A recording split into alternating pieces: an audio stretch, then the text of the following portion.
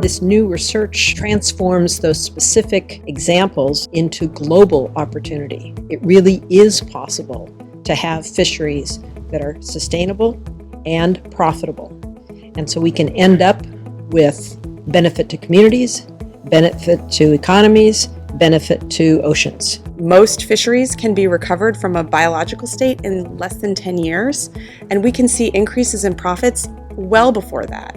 So I think the biggest near-term opportunities are working with communities, working with governments to change the way fisheries are managed, such that we're seeing these kinds of great results. The state of global marine fisheries resources was deteriorating very rapidly due to intensive, extensive, and in many cases excessive fishing. And so by shedding light on the magnitude of the costs that this entailed, it really sparked a rethink about moving from investing in fishing capacity or overcapacity to really starting to look at fisheries and ocean governance far more strategically. And I would just sum that up in one phrase, that it's moving away from benefit over the short term for the few to benefiting over the long term for the many. While all major fishing countries stand to gain from fishery management, the biggest opportunities for reform are to be found in the major fishing economies of the world that have room to improve the rigor and the design of their institutions, including places like China, Indonesia, and Japan. I proposed to the President to basically do a very strong reform, enforcing the Indonesian fisheries regulation to put back the revitalization into the fisheries businesses.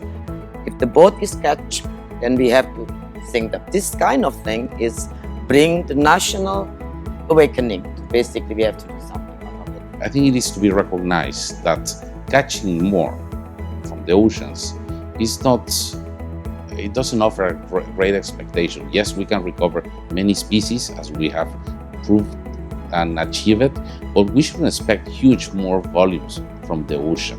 The critical thing there is to add value to what we're catching, especially for artisanal fishing. There are a lot of issues that make it difficult to invest right now into sustainable fisheries. I think the most fundamental one that we have to deal with has to do with property rights. This rights-based management is a potentially hugely important tool to ensure better sustainability of fisheries, but that requires a level of regulatory sophistication and of enforcement. There's a lot of important work that the public sector and impact financing can do, but there is equally a big question about how we can involve a wider spectrum in financing and scaling up fisheries. And one of the big issues that sits there really is this question of risk. Given greater levels of predictability, given greater levels of governance, and so on, and institution building, what are the conditions that they need to see in order to be able to be comfortable